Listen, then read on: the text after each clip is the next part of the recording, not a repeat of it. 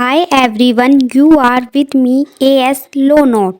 आज की वीडियो में हम पढ़ेंगे सप्लीमेंटल प्रोसीडिंग जो पार्ट 6 में सेक्शन 94 और 95 में दिया गया है सीपीसी के। सप्लीमेंटल प्रोसीडिंग जो डील करता है section 94 of CPC. Supplemental proceeding होती क्या है? यह प्रोसीडिंग इंस्टीट्यूट की जाती है मेन प्रोसीडिंग के साथ। किस लिए की जाती है? ताकि एंड ऑफ जस्टिस को डिफीट होने से बचाया जा सके। यह फाइनल जजमेंट देने से पहले कोर्ट के द्वारा कुछ एक्शन लिए जाते हैं वेरियस ग्राउंड पर, ताकि जस्टिस को डिफीट होने से बचाया जा सके। आइए देखते हैं कौन से एक्शन हैं जो सेक्शन 94 के तहत कोर्ट ले सकता है जस्टिस को डिफीट होने से बचाने के लिए। कोर्ट वारंट इशू कर सकती है डिफेंडेंट को अरेस्ट करने के लिए और उसे कोर्ट के सामने प्रस्तुत होने के लिए वारंट इशू किया जा सकता है इस सेक्शन में, जिसे हम अरेस्ट बिफोर जजमेंट कहते हैं। मतलब जजमेंट देने से पहले अरेस्ट वारंट इशू कर सकती है कोर्ट डिफेंडेंट को अरेस्ट करने के लिए। इसे हम ऑर्डर 38 में डिस्कस करेंगे। नेक्स्ट, कोर्ट डायरेक्ट करती है डिफेंडेंट को कि वह प्रोवाइड करे सिक्योरिटी फॉर एनी प्रॉपर्टी जिसे वह ओन करता है। यह अटैचमेंट बिफोर जजमेंट कहलाती है, जिसे हम ऑर्डर 38 रूल 5 से 13 तक देखेंगे। अगली सप्लीमेंटल प्रोसीडिंग है जो कोर्ट इशू कर सकता है, वह है temporary injunction. Next, court appointment कर सकती है रिसीवर को फॉर एनी प्रॉपर्टी, जिसे हम ऑर्डर 40 में डील करेंगे। नेक्स्ट, कोर्ट कोई भी अदर इंटरलोक्यूटरी ऑर्डर पास कर सकती है जो भी उसे जस्ट और कन्वेनिएंट लगे जस्टिस के लिए। इसके लिए सप्लीमेंटल प्रोसीडिंग पास की जाती है ताकि जस्टिस डिफीट ना हो।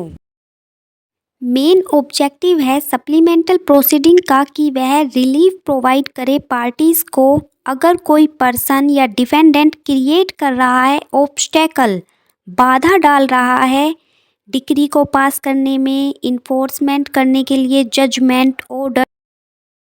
अब हम डिटेल में डिस्कस करेंगे अरेस्ट बिफोर जजमेंट जो डील करता है ऑर्डर 38 रूल 1 से 4 तक। सेक्शन 94 का सब क्लोज ए में हमने पढ़ा कि कोर्ट डिफेंडेंट को अरेस्ट करने के लिए और डिफेंडेंट को कोर्ट के समक्ष आने के लिए वारंट इशू कर सकती है और यह ऑर्डर दे सकती है कि डिफेंडेंट को शो करे कि उसे उसकी अपीयरेंस की सिक्योरिटी क्यों नहीं देनी चाहिए, और अगर वह ऐसा करने में फेल हो जाता है तो कोर्ट डिफेंडेंट को सिविल प्रिजन में डाल सकती है, जिसे शॉर्ट में हम कहते हैं अरेस्ट बिफोर जजमेंट। जजमेंट देने से पहले ही डिफेंडेंट को अरेस्ट कर लिया जाता है या कोर्ट ऐसा करने के लिए ऑर्डर दे सकती है। ऐसा करने का पर्पस क्या है? ऐसा करने का मेनली 2 पर्पस हैं। फर्स्ट, प्लेंटिफ को फैसिलिटेट करती है कि रिकवर कर सके जो अमाउंट डिक्री में पास की गई है, अगर उसके फेवर में डिक्री पास होती है तो। और दूसरा, यह प्रिवेंट करती है डिफेंडेंट को कोई भी बाधा डालने के लिए, अगर डिक्री उसके अगेंस्ट पास होती है तो उसके एग्जीक्यूशन में कोई भी बाधा ना डालने के लिए यह डिफेंडेंट को रोकती है। सेक्शन 94 के सब क्लोज ए में बताया गया है कि कोर्ट जजमेंट देने से पहले ही अरेस्ट का वारंट पास कर सकती है। कोर्ट ऐसा कब कर सकती है, किन सर्कमटेंसेस में कर सकती है, यह बताया गया है ऑर्डर नंबर 38 के रूल 1 से लेकर 4 तक। आइए डिस्कस करते हैं। Rule 1, any stage of suit, किसी भी स्टेज पर सूट की समन इशू करने से पहले कोर्ट इशू कर सकता है वारंट ऑफ अरेस्ट। क्यों? फर्निश करने के लिए security for appearance of defendant. Defendant show cause करे कि why should he not furnish security for appearance. उसे उसके अपीयरेंस की सिक्योरिटी क्यों नहीं देनी चाहिए, उसके लिए शो कॉज करे। कोर्ट ऐसा किस ग्राउंड पर कर सकती है? कोर्ट ऐसा 2 ग्राउंड पर कर सकती है। अगर कोर्ट सेटिस्फाई है बाय एफिडेविट या अदरवाइज। डिफेंडेंट का इंटेंट है कि वह डिले करे प्लेंटिफ को, या अवॉइड करे कोर्ट की प्रोसेस को, या डिले करे, ऑब्स्ट्रक्ट करे एग्जीक्यूशन ऑफ डिक्री जो उसके अगेंस्ट पास होने वाली है। ऐसा करने के लिए डिफेंडेंट फरार हो जाता है या लीव कर देता है local limit of court jurisdiction, या अबाउट टू लीव और एब्सकॉन्ड, या डिफेंडेंट ऐसा करने वाला है या वह डिस्पोज कर दे, रिमूव कर दे उसकी प्रॉपर्टी को जो कोर्ट के लोकल लिमिट्स में फॉल करती है। डिफेंडेंट ऐसा इसलिए करता है ताकि डिले हो जाए प्लेंटिफ को, या अवॉइड कर दे वह प्रोसेस को कोर्ट की, या फिर एग्जीक्यूशन ऑफ डिक्री में डिले हो जाए या बाधा आ जाए कोई। या फिर सेकंड ग्राउंड क्या है कि डिफेंडेंट अबाउट टू लीव, छोड़ने वाला है इंडिया को ताकि वह डिले कर सके एग्जीक्यूशन ऑफ डिक्री को। इन ग्राउंड्स पर court warrant of arrest issue कर सकती है अगेंस्ट द डिफेंडेंट, ताकि कोर्ट जस्टिस को डिफीट होने से बचा सके। कोर्ट के पास ऐसा करने की डिस्क्रिशन पावर है, लेकिन कोर्ट ऐसा तभी करेगी तब वह फुली सेटिस्फाई हो जाए ड्यू केयर और कॉशन के साथ कि जो पावर वह अपनी एक्सरसाइज करने वाली है उसके लिए वह फुली सेटिस्फाई है। कोर्ट को इस पावर को एक्सरसाइज करने के लिए रीज़न टू बिलीव होना चाहिए ऑन एडुकेट मटेरियल कि डिफेंडेंट भागने वाला है, या वह लोकल लिमिट्स को कोर्ट के ज्यूरिडिक्शन की छोड़ने वाला है, डिले करने के लिए प्रोसेस, या फिर कोर्ट के पास रियल डेंजर होना चाहिए कि डिफेंडेंट अपनी प्रॉपर्टी को रिमूव कर रहा है कोर्ट के ज्यूरिडिक्शन से, वह उस डिस्प्यूटेड प्रॉपर्टी को थर्ड पार्टी को सेल कर रहा है, या किसी भी वजह से वह रिमूव कर रहा है अपनी प्रॉपर्टी को कोर्ट के ज्यूरिडिक्शन से। ऐसा कोर्ट के पास सेटिस्फाई रीज़न होना चाहिए। कोर्ट के पास ऐसा पक्का सबूत होना चाहिए कि डिफेंडेंट ऐसा करने वाला है। ऐसी सिचुएशन में court warrant of arrest issue कर सकती है। आइए इससे रिलेटेड केस देखते हैं। वरीद जेकोब वर्सेस सासमा ग्रीव ग्रेसी 2004। इस केस में कहा गया कि कोर्ट को ड्यू केयर और कॉशन के साथ यह पावर एक्सरसाइज करनी होगी। प्लेंटिफ यूज़ नहीं कर सकता कोर्ट की इस पावर को as a weapon. Next important case Raman tech and process engineering company versus Solanki traders 2008। Plaintiff court की पावर अरेस्ट बिफोर जजमेंट को यूज़ नहीं कर सकता फोर्स करने के लिए या कंपेल करने के लिए सेटलमेंट। प्लेंटिफ डिफेंडेंट को सेटलमेंट के लिए फोर्स नहीं कर सकता कि अगर तुम सेटलमेंट नहीं करते तो मैं तुम्हारे against warrant of arrest issue करवा सकता हूँ। ना ही यह पावर एक्सरसाइज की जाएगी easy execution of decree. Rule 1 कहता है कि डिफेंडेंट को अरेस्ट नहीं किया जाएगा अगर वह पे कर देता है सम ऑफ मनी उस ऑफिसर को जो एग्जीक्यूशन करने आया है वारंट का, और जो सफिशेंट है मनी सेटिस्फाई करने के लिए प्लेंटिफ के क्लेम को। इस सिचुएशन में डिफेंडेंट को अरेस्ट नहीं किया जाएगा। जो सम ऑफ मनी डिफेंडेंट पे करेगा वह डिपॉजिट कर दिया जाएगा कोर्ट में जब तक कि सूट डिस्पोज नहीं हो जाता या फिर तब तक कोई नया ऑर्डर कोर्ट नहीं दे देता। रूल 2 देखते हैं। रूल 2 कहता है कि अगर डिफेंडेंट फेल हो जाता है सो कॉज करने के लिए कि why he should not furnish security, तो कोर्ट उनको ऑर्डर देगी कि या तो वह डिपॉजिट करें मनी को या अदर प्रॉपर्टी जो सफिशेंट होगी आंसर देने के लिए हिज क्लेम, या फिर वो फर्निश करें सिक्योरिटी फॉर हिज अपीयरेंस। यहाँ पर डिफेंडेंट अपने बिहाफ पर किसी भी श्योरिटी को अपॉइंट कर सकता है और जो वह श्योरिटी होगी वह बाइंड होगी हिमसेल्फ।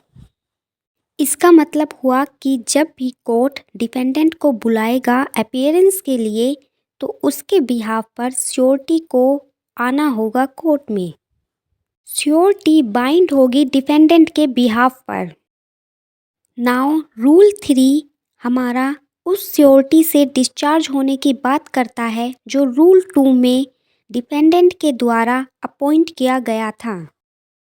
यह बताता है कि श्योरिटी किसी भी टाइम अपने ऑब्लिगेशन से डिस्चार्ज होने के लिए एप्लीकेशन दे सकती है और उस एप्लीकेशन के बिहाफ पर समन इशू कर सकती है डिफेंडेंट को कोर्ट में अपीयर होने के लिए। और अगर कोर्ट को यह लगता है कि डिफेंडेंट को फर्स्ट इंस्टेंस में ही अरेस्ट कर लिया जाए तो वह इसके लिए वारंट इशू कर सकती है। और जैसे ही डिफेंडेंट कोर्ट में अपीयर हो जाता है इन परसुएंस ऑफ समन और वारंट या अपनी वॉलेंट्री इच्छा से ही वह सरेंडर कर देता है, तो अब कोर्ट श्योरिटी को उसके ऑब्लिगेशन से डिस्चार्ज कर देगी कि वह अपने ऑब्लिगेशन से डिस्चार्ज हो चुकी है और साथ ही डिफेंडेंट को डायरेक्ट करेगी कि वह फाइंड करें फ्रेश सिक्योरिटी, मतलब कि डिफेंडेंट न्यू श्योरिटी को अपॉइंट कर सकता है। तो रूल 3 हमारा डील करता है कि वह श्योरिटी को डिस्चार्ज करे उसके ऑब्लिगेशन से और डिफेंडेंट को डायरेक्ट करे कि वह न्यू श्योरिटी को अपॉइंट कर सकता है। Now rule 4। रूल 4 कहता है कि अगर डिफेंडेंट फेल हो जाता है कंपेल करने के लिए रूल 2 और रूल 3 में, रूल 2 में अगर वह फेल हो जाता है फर्निश करने के लिए सिक्योरिटी या रूल 3 में अगर वह फ्रेश सिक्योरिटी, तो ऐसी सिचुएशन में कोर्ट कमिट करेगा डिफेंडेंट को सिविल प्रिजन में जब तक कि सूट का ऑर्डर पास नहीं हो जाता। लेकिन इसके प्रोवाइजो में यह दिया गया है कि कोर्ट डिफेंडेंट को सिविल प्रिजन में 6 मंथ से ज़्यादा नहीं कमिट कर सकती और ना ही 6 वीक से ज़्यादा अगर प्रॉपर्टी की वैल्यू 50 रुपये से ज़्यादा नहीं है। इसका अर्थ हुआ कि अगर प्रॉपर्टी की वैल्यू या जो सब्जेक्ट मैटर डिस्प्यूट में है उसकी वैल्यू 50 रुपये से ज़्यादा नहीं है तो कोर्ट सिविल प्रिजन नहीं दे सकता डिफेंडेंट को 6 वीक से ज़्यादा। और अगर डिफेंडेंट रूल 2 और रूल 3 के ऑर्डर को कंपेल करता है जो भी उसे दिए गए थे तो कोर्ट प्रिजन में नहीं रख सकती रूल 4 के अंदर डिफेंडेंट को। अब हम देखते हैं कि जो कोर्ट की पावर है अरेस्ट बिफोर जजमेंट वाली उसके अगेंस्ट अपील या रिवीजन का कोई प्रोवाइजो है या नहीं। कोर्ट के द्वारा जो ऑर्डर दिया जाता है डिफेंडेंट के अगेंस्ट अंडर रूल 1 ऑर्डर 38 में वह अपीलेबल नहीं है, लेकिन वह रिवाइज किया जा सकता है अंडर सेक्शन 115 के। और जो ऑर्डर पास किए जाते हैं अंडर रूल 2, 3 और 6 के ऑर्डर 38 के वह अपीलेबल हैं, उनके अगेंस्ट अपील की जा सकती है। अब हम देखते हैं कि कब अरेस्ट बिफोर जजमेंट का ऑर्डर पास नहीं किया जा सकता कोर्ट के द्वारा। तो ऐसे सूट जो अंडर सेक्शन 16 के सब क्लोज ए से डी तक बताए गए हैं रिलेटेड टू लैंड और इमूवेबल प्रॉपर्टी, उनके अगेंस्ट कोर्ट अरेस्ट वारंट नहीं पास कर सकते जजमेंट देने से पहले, जिसमें फर्स्ट है suit for recovery of immovable property, second suit for partition of immovable property, third suit for redemption और foreclosure, fourth suit for determination of any right और interest in immovable property. Second, जो arrest before judgment का order है वह allow नहीं कर सकता convert करने के लिए अनसिक्योर डेब्ट को सिक्योर डेब्ट में, और ना ही यह ऑर्डर दिया जा सकता ईजी करने के लिए एग्जीक्यूशन ऑफ डिक्री। तो इन सिचुएशन में अरेस्ट बिफोर जजमेंट का ऑर्डर नहीं दिया जा सकता। अब हम देखते हैं सेक्शन 95 जो डील करता है कंपनसेशन। डिफेंडेंट को अरेस्ट कर लिया इनसफिशिएंट ग्राउंड पर, या फिर जो प्लेंटिफ ने सूट किया था वही फेल हो, मतलब जो प्लेंटिफ ने सूट के लिए अप्लाई किया था उसका कोई ग्राउंड ही नहीं। अगर इन दोनों सिचुएशन में से कोई भी सिचुएशन बनती है तो सेक्शन 95 के अंदर डिपेंडेंट को यह राइट मिल जाता है कि वह कंपनसेशन के लिए अप्लाई कर सकता है।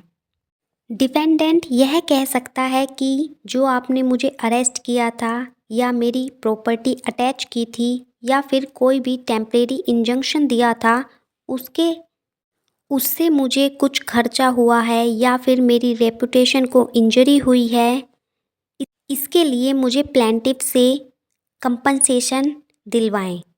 तो कोर्ट प्लेंटिफ को ऑर्डर देती है कंपनसेशन देने के लिए डिफेंडेंट।